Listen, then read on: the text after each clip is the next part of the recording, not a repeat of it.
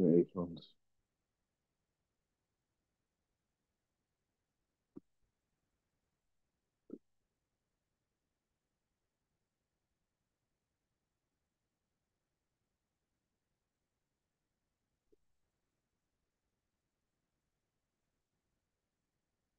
You hear me okay? Yeah, I can hear you good. Hold on. Not the way. Is this better? Yeah, that sounds good. Okay, great. Yeah, perfect. Okay. So you ready to start? Okay. Yeah. So we're after Rosh Chodesh. That was yesterday. And so that means that we are 5 days closer to Shavuot. And from our perspective, the thing about it is at this time of Matan Torah, and we got a little bit of time. You know what I mean? A little bit of time. But the thing about it with Matan Torah, the idea is like this: is it's really about that separation, right, between what I existed in and what is now, right? And that's what the people who stood on Mount Sinai, whether they were, uh, born from Abraham, Isaac, and Jacob, or they were people who were joining in, the mixed multitude, whatever. This is what they were. This is what they had to go through. Obviously the Israelites had a different experience than the mixed multitude, but nevertheless, in terms of letting go whatever they were holding on prior, they had to do that. So, um, that being said, I want to continue to this process of um, critiquing society, right? Because the influences of society are extremely powerful, right? They're very powerful influences in society, and so for us, we have to build kind of like this muscle of resistance, for lack of a better term, right? And this muscle of resistance comes through like critical thinking, it comes through education, it comes through a lot of different types of components, right? So what I want to do is that one of the downloads that really majorly came down for Pesach for myself, and obviously for all of us because we've been talking about it, is this concept of the importance of the soul, right, in society, and looking at how so much of most of the social inequities that have to do with ethnicity and race and gender and all these things have to do with us have us not acknowledging the internal aspect of the individual, right? And the unification of that internal aspect between different individuals, right? And so because of that, we have laws, we have policies that enforce the opposite, right? They say, hey, we only can accept the concept of the soul if we design a set of technologies that allow us to equate it in the way that we equate everything else with our five senses, right? Because the whole basis of science is like saying, like, okay, well, the five senses that's around me, that's reality, that what I see, what I deduce, right? That was Darwin, right? Darwin's philosophy about the world is like objectively looking at the world and seeing certain patterns and writing those things and coming to conclusions. But our Torah teaches, our sages teaches that no, actually the human eye, that the whole that mechanism only sees like less than 1% of reality, right? The ears only connecting the vibrations, the eye seeing light particles, we're tasting, the external aspects of food, not even a full thing. So so that's what we're dealing with, right? And so our challenge here is to say like, okay, well, that's what's going on, and that's a real thing, and this dominates our world. How do we fit into it? How do I understand this idea of the Torah and 613 mitzvot this this broader community and myself in it, and then I still come from a world, right? I come from a world where it's operating totally different, and I have to function in that world, right? And so the way that we're able to have a sense of clarity and confidence is that we have to unpack the whole situation, right? So what I want to do is I'm going to bring two videos. We're going to separate them. One video is dealing with the concept of the separation between church and state, right? And I want us to, it's a very short one, so like 4 minutes, something like this, 5 minutes. So, but it goes into the separation of church and state, but I want us to see how the concept of separation of church and state is not in the Constitution itself, but rather it was derived from a letter that was written, I think, by Thomas Jefferson, right? And in that letter, he emphasized this dynamic of separation between church and state. And years later, like maybe even 100 years later, it was used in a court trial. And that statement in this court trial was used. That statement in the court trial was the statement in the court trial was used. Shalom Otieno. So he's saying the statement in the court trial, the statement in the court trial was, we'll see it inside, but the point is just saying, so from here, you can see how the ambiguity of this dynamic of church and state was created in America, right? And that ambiguity of that has led to creating an environment of science, an environment of academia that also sees the concept of the soul and the concept of in the context of religiosity, right? That's like, the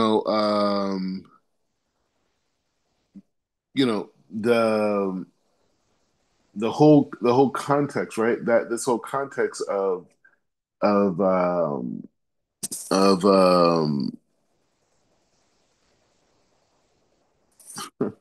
the whole concept of I just keep getting all these messages. Anyways, the whole concept of the context of the soul is a religious idea to people, right? And so that is the mechanism of why that cannot be discussed or introduced. So, anyways, we're going to look at the context of the Constitution. We're going to hone in on that particular point, and then we're going to talk a little bit, and then we're going to go back, and then we're going to learn a little bit of Tanya, right? But the key thing is understanding this process. All right, so let's go into it. Speaks for itself in a lot of ways. Hold on.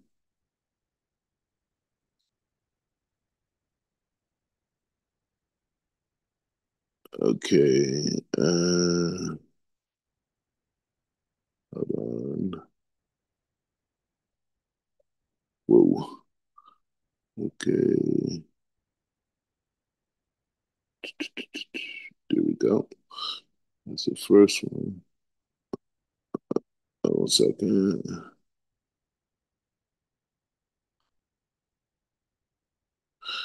Okay. So here's one. Okay, so this is going to be the video about um you know the dynamic of the Constitution, and because I want us to be able to have full clarity when we look around when we look around the world and we see such a separation between what the Torah says and what the Torah says and what's going on around us. Okay, so here we go on this. Okay, you should be good. Almost everyone has heard of the doctrine of the separation of church and state. Most Americans believe that it's in the United States Constitution. But there is no such phrase in the Constitution, and there never was, for a simple reason. The Founding Fathers never intended for church and state to be completely separate. They saw religion, specifically religions based on the Bible, as indispensable to the moral foundation of the nation they were creating. So where does that phrase come from? It comes from one brief letter that Thomas Jefferson wrote to the Danbury Baptist Association in 1802. At the end of a very long sentence in which Jefferson affirms his conviction that religious belief should be a private matter and that the government should not interfere with such matters, he uses the phrase, building a wall of separation between church and state. And that's where the phrase lived, undisturbed, lost in Jefferson's voluminous correspondence for almost 150 years. But more on that in a moment. First, let's discuss what the Constitution actually does say about religion and its role in public life. The answer is found in the First Amendment to the Constitution. Congress shall make no law respecting an establishment of religion or prohibiting the free exercise thereof. It's plain what those words mean. The federal government could not establish a national religion, the common practice in Europe. The United States was going to be different. Americans would be free to follow the religion of their choice. When James Madison first proposed what eventually became the First Amendment, his original wording was that no religion shall be established by Congress. But that language was later modified after it was pointed out that this might be taken to mean that the government, including the state governments, had no interest in religion at all. The founders did not want this. As George Washington said in his farewell address, religion and morality are indispensable supports of our political prosperity. Washington's view remained the nation's view throughout the 19th century and into the 20th. But that changed in 1947. In that year, in the case of Everson versus Board of Education, the Supreme Court ruled in a 5-4 decision that under the First Amendment, neither a state nor the federal government could pass laws which aid one religion, aid all religions, or prefer one religion over another. For the first time in American history, the First Amendment was not only about the prohibition of establishing a national religion, it was also about not giving any encouragement to any religion. The modern strict separation view was born. And where did the 5 justices look for support for their argument? Not the Constitution, because there was nothing in the Constitution to help them, but to that one phrase Thomas Jefferson wrote back in 1802.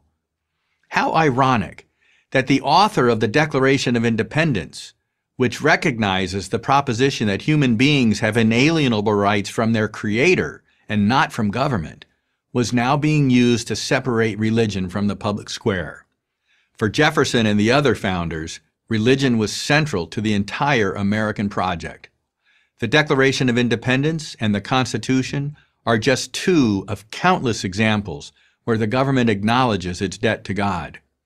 As the famously liberal Supreme Court Justice William O. Douglas wrote in the case of Zorak versus Clausen just 5 years after the Everson decision, we are a religious people whose institutions presuppose a supreme being. The founders would certainly have agreed. Following Everson, the nation's moral infrastructure began to crack, at first slowly and then more rapidly. In 1962, the Supreme Court struck another blow. It ruled in Engel versus Vitale that a generic school prayer violated the court's new definition of the First Amendment. Listen to the words of that school prayer. Almighty God, we acknowledge our dependence upon Thee, and we beg Thy blessings upon us, our parents, our teachers, and our country. Amen. The prayer was not specific to Christianity or to any religion. Since then, the separation of church and state metaphor has been used to remove God and religion piece by piece from American public life. Are we a better society for it? It's hard to argue that we are. Almost every cultural and ethical indicator, marriage rates, birth rates, the number of Americans giving to charity, has declined since God and religion have faded from American life. Meanwhile, children without fathers in their lives, behavioral problems in schools, and crime have gone up dramatically, and all because of one vote in one court case based on one sentence in one letter. On such things do nations and history turn. I'm John Eastman, professor of law at Chapman University and a senior fellow at the Claremont Institute for Prager University. Okay, so this is a very, very important perspective to be aware of and to think about when we think about the society that we live in, right? And we see the moral, degradation in many ways in our society, and how many of the ideas that exist in society are completely foreign to the spiritual system, to the point that the spiritual system is like, what's wrong with you? And so our battle, with the shishiva, this whole thing, our battle is this whole concept of bringing the conversation of the neshama, right? The conversation of the soul and its functionality as a soul as something that has to be recognized in order to create true brotherhood, which we're going to read the first chapter of the Tanya over again, because it's like we kind of like jumped around and yeah, whatever. We're reading again, but it's still the point we get. It's the Tanya. It's very holy. And so that idea, right? And so that is the foundation, right? We're in this, we're getting closer to this frame of Malchut, and we're in the frame of Yesod. So the way to understand Yesod is what we just read, right? I mean, we just learned, right? We just learned a perspective about how America got to the point where we cannot talk about the soul. I mean, obviously they're talking about other religious things in general, but in this discussion, we're talking about the neshama, right? So why can't we talk about the neshama? Because it's a religious idea. And so what's wrong with it being a religious idea? Well, the problem with it being a religious idea is that what it does is that it creates it creates conflict from a legal perspective, right? And so that legal perspective that is in essence created by this outlook on law, affects all these institutions. It affects academia and how academia sees research, how academia quantifies what's real, what's not real. Academia is what produces society. Academia gets its information from specialists, right? These specialists work for organizations or are hired by institutions that allow them to do research in various areas. These areas that they do research in require them to receive grants and funding from the government and other organizations that also hold by the precepts of how they understand the Constitution, right? And so the scientists that we have today and the intellectuals that we have today have been all trained in this concept of not even acknowledging the neshama at all, and it doesn't exist. So all the policies, all the laws, all the images, all the books are based around this. How many academic books will you read, or even books that you read in school that talk about the soul, right? Like even in a playful sense, right? I'm not even talking about like from any type of like thing that we talk about it on, right? I'm just saying on the sense that there's this thing. So I want to play this other interesting video, and this is by a scientist who really embodies. So we just said Yesod, right? So we just talked about Yesod, this whole idea of Yesod, and Yesod basically means like foundation, right? So there's foundation, and foundation in this context of Yesod is a accumulation of is accumulation of the other lights prior, right? So we just started with the issue with the Constitution, right? And so that issue of the Constitution comes from a whole bunch of other sets of thoughts. And so what we're doing is that we're saying that all these other sets of thoughts that are connected to this idea of the Constitution, right, created a society. So the society would be in the frame of Malchut. Yesod, right? So Yesod, we just learned a video in Yesod. Yesod is the foundational understanding, right? And that foundational understanding, was connected to things over 100 years ago, 150 years ago, and this and other ideas and the conflict of how to understand it. So that's what we're dealing with, right? That's what we're dealing with. So now we're going to see the thinking process of a so-called scientist and how he's a good guy. He's a very smart guy, right? But you have to see what developed his thinking, not what he said, but not or what he says, but what developed his thinking, what developed his thinking process, and that's what I'm concerned with, right? And I'm saying his thinking process was developed by institutions that were going off of this social system of how to govern America and how that governance system of America as related to spirituality. Because when they say religion, we're really talking about spirituality, right? Because it's not just Christianity or Islam or Judaism. No, it's religion, right? So we're talking about spirituality. So the relationship with spirituality in America is problematic today because now we're moving into a new era in society. You know, we're moving into another era in society where we're moving in another area in society where now human labor is being marginalized. We've been talking about that, right? And so now, and we'll learn about that more, maybe tomorrow. But this idea of, because I want to talk about the idea-based economy and exchanging of ideas. Because right now, what we're saying is that if human labor is being marginalized through robot technology, AI technology, global outsourcing, that now what is my contribution to the workforce? It's something that's internal. It's something based around my uniqueness. This, from our argument as religious people, this is the soul. This is the soul. This is the awareness of the soul allows us to do that, right? So I want to look at this scientist, and I want you to see this is all the books that you read, all the things that we have from the Library of Commerce are all shaped by a similar way of reasoning as this person. And so it's important that we know that, right? Because, people could feel and say, hey, I'm educated. Why? Because other people said that I am. But are they educated? Is really the question. All right, so we're here. Keith, you guys can see the screen, right? You can see it? Yes, we can see it. All right, cool. What's your take about the concept of the soul?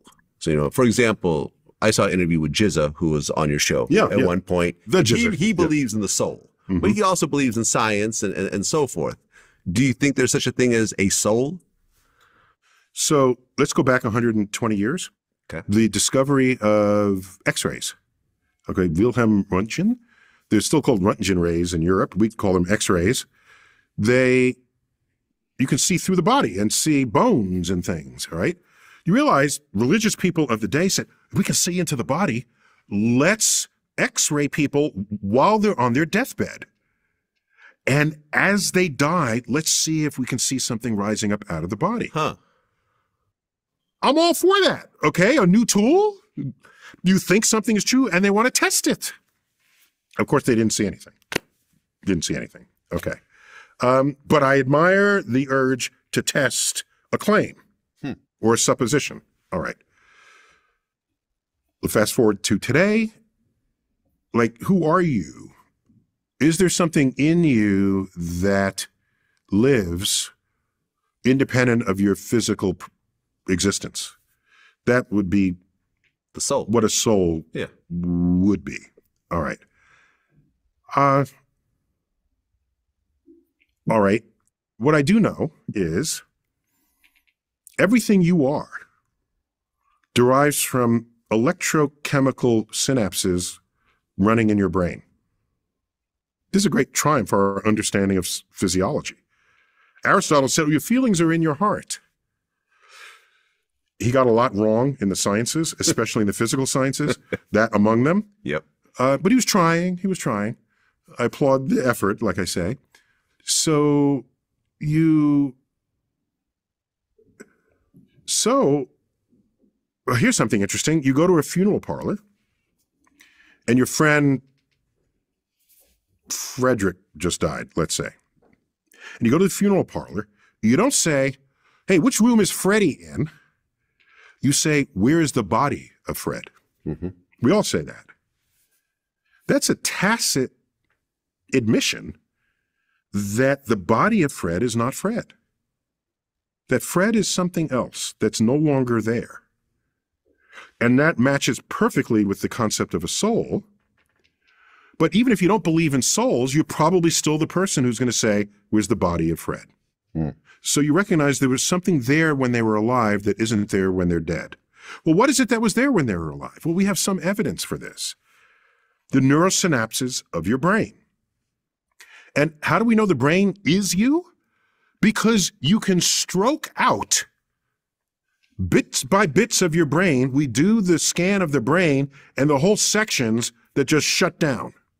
And as that happens, if it's a multiple strokes rather than one massive stroke, as that happens, you lose the ability to speak, you lose knowledge of who you are, of where you, all the things that we associate with you. You lose your personality. And in the limit, none of your brain works except the basal motor functions that keeps your heart alive. You're still alive. Where's your soul now? When I can't even talk to you. You don't even know where you are or what you're doing or what's happening to you. You have no awareness. So I remain unconvinced that the soul is something other than a word we give to your neurosynaptic thoughts that enable you to say, I am an individual and I have a consciousness. But that consciousness is linked to the activity of your brain. And when you die, your brain shuts down just the same way it died, just the same way your brain shuts down if you're brain dead. So I would assert that the you is neither in the dead body where there's no brain function or in the living body where there's no brain function. Localizing the activity to the brain. Yeah. So this is what we're up against, right? And he has so many, like, look at the way he articulated it, he presented it, and he talks about the synapses and the brain. These are all things very tangible to the average human being. Like, yeah, okay, it makes sense, the brain and the intellect. But what do you mean, right? Like, this whole concept of the inner self is not just a personality, it's sensitivity. And it's like, and because the body changes in a particular set, that doesn't mean that there's different levels of the soul's relationship to the body, right? And so, but this inquiry, because spirituality has been separated from American discourse, right? And because of that, society, is in a place of like a stalemate of conflicting, and rival ideas and perceptions about life. And so what we're trying to do is that we're trying to bring clarity to that. Anyways, before we move on, any thoughts, any reflections on these ideas? Yeah, Baruch Hashem. I believe that from its inception, there's always been a mindset that there's always been an attempt to separate, I believe, the accountability to the creator. And here's the United States. Here's America, the Americas, Western culture, and there's this idea that we have to psychologically change our minds and change our mindsets to the point to whereas we are able to do things and to function without the accountability of a creator. And in doing so, we lose the ideology or the understanding of the soul. Because at that point, if I believe that I have a soul, then I have to look at others and say, hey, they have a soul. And then that if we're souls, that means that we're equal. That there's something about us that is unique, and there's something about this person or that person that is unexplainable by our own understanding. Okay, so in regards to that, that means that we are equal to a certain extent. So this is where you got supremacy. This is where you're gonna get Aryan Nation understanding. This is where you're gonna get, because what they had literally had to do is they had to psychologically separate themselves from the accountability of the judgments or the justice of a eternal creator. And so when we look today at this society, it is a society that has always had a mindset of separating itself from the creator, even from a creator, period. Because in this country, I believe that when things happen in agrarian societies, there was always this aspect that if the crop fails, or if there's a storm, or something violent happens, something out of the ordinary happens, a forest fire, or whatever it is, in an agrarian society, it was always the mindset that there's a God, and if you say that there's a God, then you have to ask yourself, well, what is our connection to this God? Are we just like puppets, or do we have an independent soul or independent reality? And so it seems like there's always going to be this mindset that decisions are being made without the accountability of a God. And so this is a very, very interesting aspect about, and I love the fact that you're coming from this direction, dealing with the soul, because the separation from church and state, it deals with the soul. It's like that is probably one of the largest mental divides to understanding the soul and responsibility. So I a couple of years ago, I was talking with a psychiatrist that he's actually, a man, and I knew he was a minister, but he's also a psychiatrist. And I began to talk to him about, just some of his practice, and some of the things that he does. And I asked him a question about that, because he said he was a believer.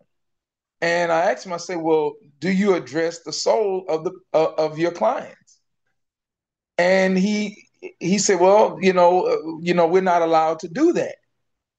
And I explained to him, I said, well, how do you deal, how do you help people mentally and have them move through these life cycles without addressing the soul condition? And he couldn't tell me. And I said, well, what you're doing is you're just prescribing psychotropic drugs.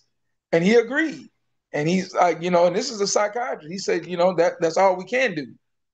And so this is a very, very, very powerful lesson. Toda. Amen. So yeah, so this is a big discussion, because this is, we're here to remove pain and suffering from the world, right? And we're assessing that the root of this issue, right? The root of this whole dynamic is, is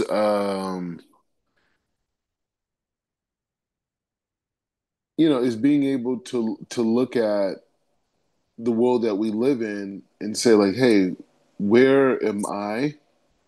Where is God? And what are they saying? Right? Because when I wake up in the morning, they want me to believe that, like, I'm all these different social constructs that they created. That's what they want me to believe.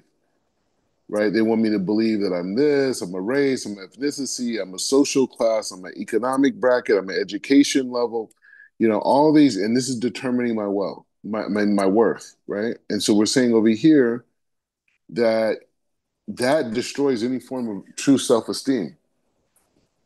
And if a person doesn't have, self-esteem, how are they ultimately connecting to the creator, right? How are they connecting to God, right? And so when you look at the way that the social construct is, you know, whether a person's black, white, Hispanic, whatever you identify as, you're already coming in as a deficit. Because if you're a white person, right, and you come in and say, "Hey, I'm white," like perfect example is this. I got into an argument, not a big argument. It was just like it was on a podcast type of thing, but it was like the argument actually happened before the podcast. But it was with this girl, and she was saying, you know, how in essence, it was a podcast I did in Tel Aviv. It was like maybe a year ago. Yeah, probably like a year ago. And there was a podcast I did out there. And so the girl was saying like how, you know, she has a problem with, you know, black people like things like, you know, affirmative action or, you know, things that enhance black people because of their struggle. And she was saying she has a problem with it because she, you know, is white and she doesn't feel like she benefited from any of the privileges that white people have. You know, she feels like, you know, her parents had to struggle and she struggled and went through these difficulties and she didn't have any of the privileges that the rich white people had and or the rich Jews had, right? And she was, you know, upset about it. So the concept of white itself within the frame of whiteness does not allow the human being to achieve any security because the concept of whiteness is this place of privilege, right? And access and superiority. But if you don't feel that way on a day-to-day basis, what does whiteness mean to you? Right? Like what is whiteness done for you? If you do not feel these things, and the vast majority of white people do not feel that, right? They only feel that way as it relates to the suffering of a black person. This is when their white identity comes to existence. When they see Puff Daddy on trial, and they be like, "Hey, you know, they got a rich black guy, which means this is the white man's world, and we got a sense of a privilege." It's like it's the same psychology of people watching Jerry Springer, right? Jerry Springer's is like I don't know if it's like such a popular thing, but it used to be back in the day when I was in America that you know it was a talk show where you had really dysfunctional people whether they're black, white, different backgrounds, and they used to come there and fight on the show and the whole thing. And people would sit there and it'd be like, "Hey, my life is better than theirs," and that was the draw. So whether you're black, whether you're white, whatever it is, it's like you don't fit into any ideal, you know. And that's one of the things, even in Judaism, it's like, you know, especially being in Israel is so important because you're around so many greats. You know, you're around so many people who are alive and even people who passed away who went so far on this spiritual journey of seeking truth and wisdom, right? And so you see people on the outside, you know, because me, I'm an ambitious guy, right? Like, you know, if I didn't get into spirituality, you know, I'd be past, you know, these guys we're reading about, you know, but God I had the merit somehow, whether it's to my parents, whether it's to a past life, to be able to put all this energy into kedusha, right, to holiness, and that be the staple of my life. But the thing is saying that like when you look at like you know you know you look at like all these different people that are like out in the world and they're doing things, and you have to ask yourself like what actually are they you know accomplishing? What are they achieving? I mean, I get it. You know, like your company, it made a lot of money. There's maybe you can say, well, you know, my company provided sustenance for a lot of people. A lot of people came in my company and they were able to provide for their children. Their children were able to have certain lives and that. So that for sure, right? But the company itself and the labor itself, what does it actually do for the world? Right? Like if you make a company, if you work for a company that makes balloons, all right, maybe you could say like, all right, maybe the balloon was used for a place that, you know, whatever, maybe. But the point is just saying it's the fact that you're able to earn money and support your family, right? That's the big mitzvah in the whole situation. Now, there's another level of that where the work itself is also a mitzvah, meaning you're doing your work to get to something else, or the work itself allows you to connect to God or allows you to fulfill your relationship with God. And so that's where we're at. But the society we live in, they says no, the direction Kanye went in is that's where it's at. Right? Kanye, that's the direction, right? He has this woman that, people or women that people say are the beautiful women, right? What makes them beautiful? Oh, the external appearance. Oh, okay, well, why this particular external appearance? Oh, because we decided, and we have marketing teams and these types of things, and so this is what we decide. Okay, fine. So you guys decided this. Okay, so that's what it is. Okay, so here's a new fashion. Here's a cool fashion. It's like, who decided? Oh, a group of people. We came together. We decided, hey, this is the fashion.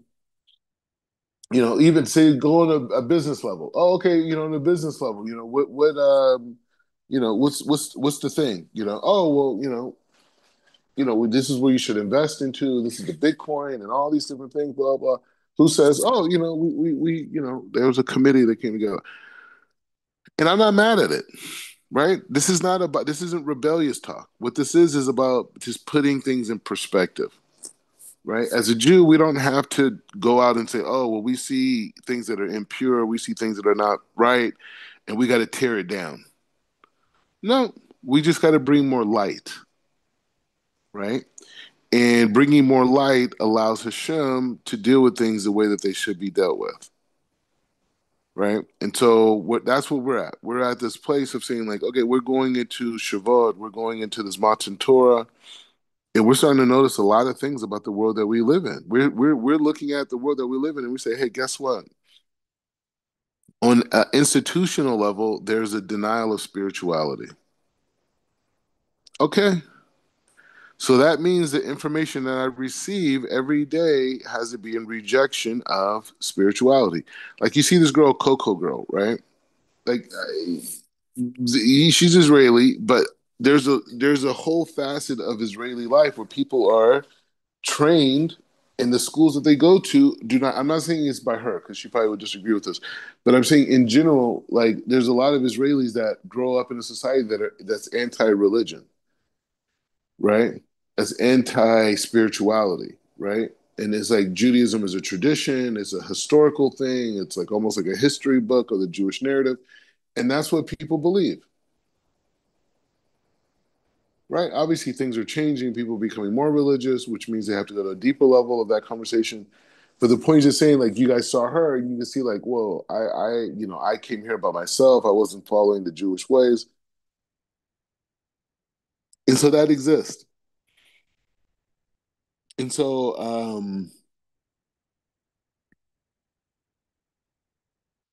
anyway, so that's that's kind of like go ahead. I tell you what, I believe that what you're saying is one of the main reasons why the Kabbalah Center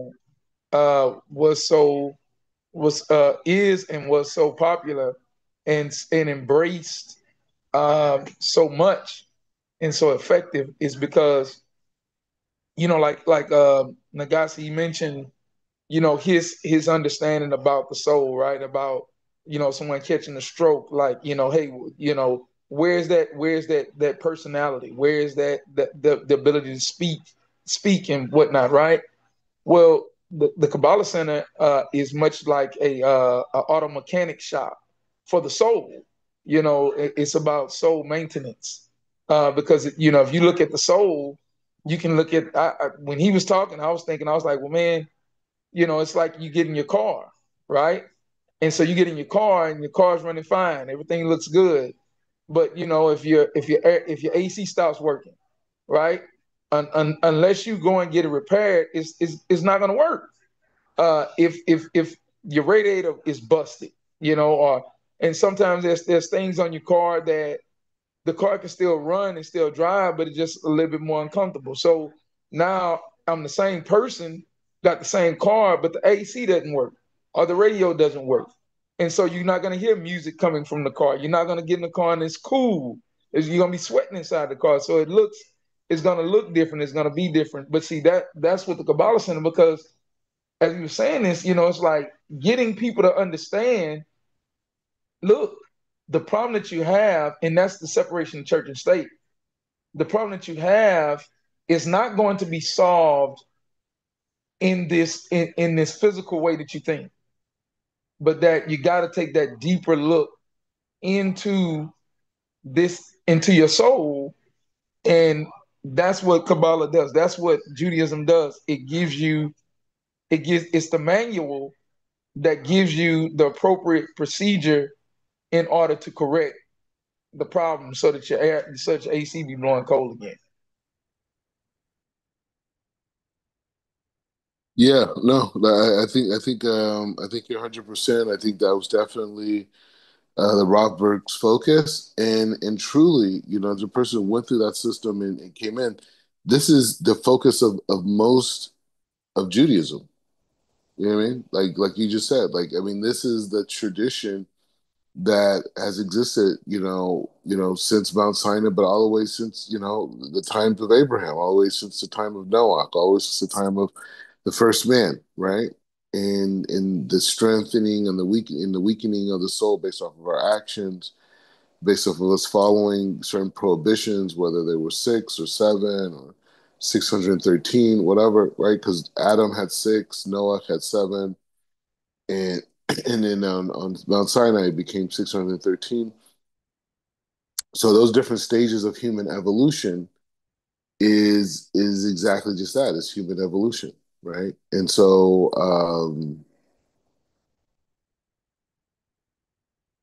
that's the idea. I think you're 100% on it. Like, that's it. It's like, this is what we're up against, and this is what we have to strengthen ourselves against, right? Because if you're living in a world that's denying these things, you can start living in this way, right? You could start also living in a way that you deny the neshama. You could deny what the soul needs and all these things. You could deny all these things. So let's learn a little Tanya, um, just to kind of bring it back to this idea of just understanding, like, hey, this is where we're at. So again, we're starting in the beginning of Tanya. Why? Because it's important, and we're trying to go through it and build these different facets. And sometimes when you jump, you learn a chapter and you go into other learning and you try to come back, it's not, anyway. So this is where we're at. So he says, Tanaya. So he says, okay, so this is what happened in Nida, right? So in Masechta Nida, if you remember, it says like this. Remember, she says, be righteous and not be wicked. And even if the whole world tells you you're righteous, in your eyes, regard yourself as wicked. So the thing is like this. So what does that mean exactly? Like, let's really like try to understand and unpack like what that statement means. Why is the oath that you take coming out of the womb saying that if the world says that you're wicked, know that you're righteous, and if the world says that you're righteous, consider yourself wicked? Why? He said, because the world that we're coming into was designed to be the way that it is. The world was designed for us to come into a world that deny that we have a soul, that deny that the creator exists, that deny that this is what it's supposed to be. And the people who are blessed with this light, with this enlightenment, are persecuted. So he's saying, if all these people agree with you, know something is wrong, because they're designed to be this way, right? He says, Ve sari kale havin. He says, and it requires, it requires to be understood in this way. He says, and not be wicked in your own omission. Vegam im haya be'anav karasha. So he says, furthermore, a man who considers himself to be wicked will be grieved at heart and despaired and not be able to. So they're trying to understand the statement. They're saying like, well, see yourself as this way. So if you understood it literally, you would assume that if man considers himself wicked, he's saying that he says you have to be careful with this understanding, because if a person sees himself wicked, it's going to be very hard for him to serve the creator, right? He says, he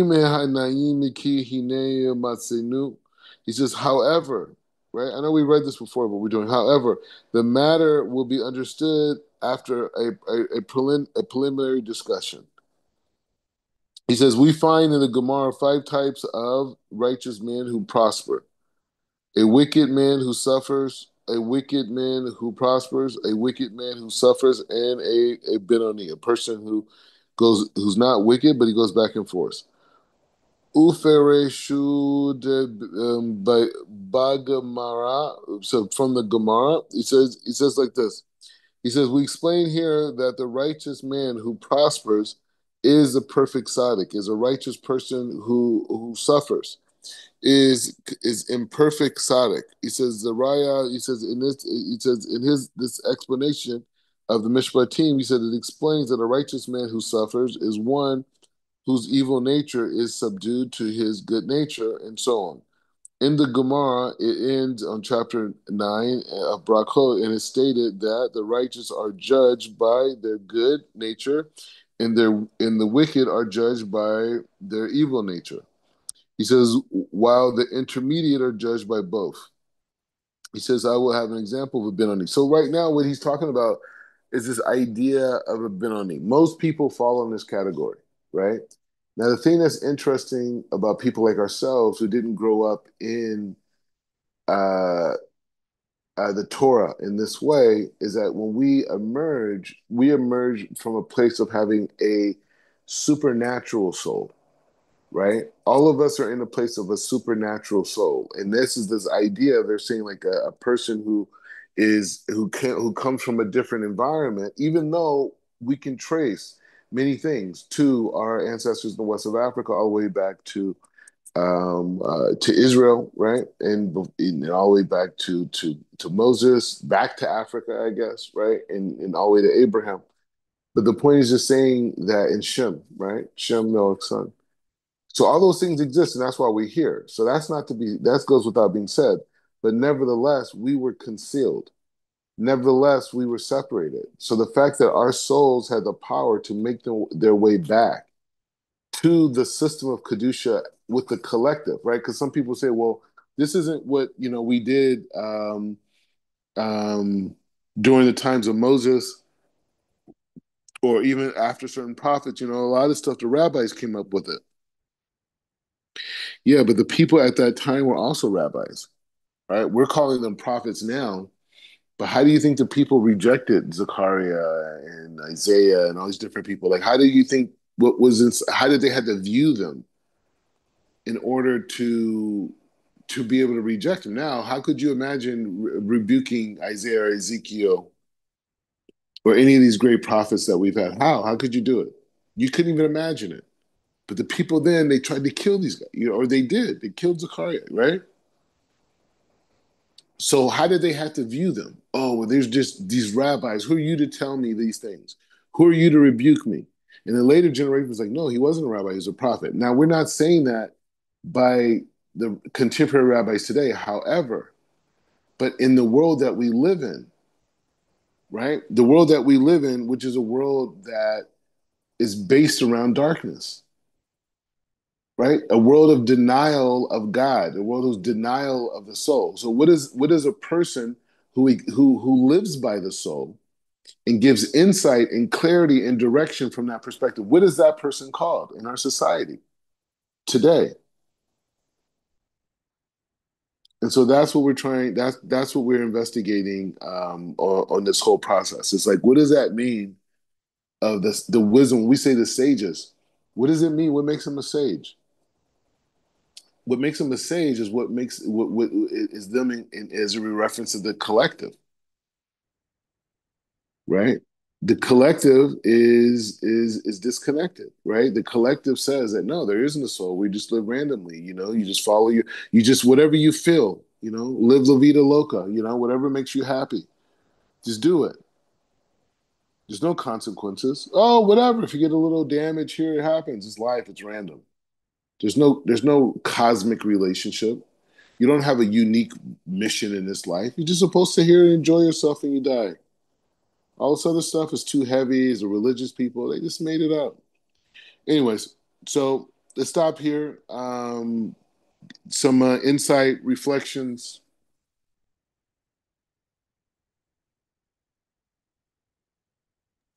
Torah.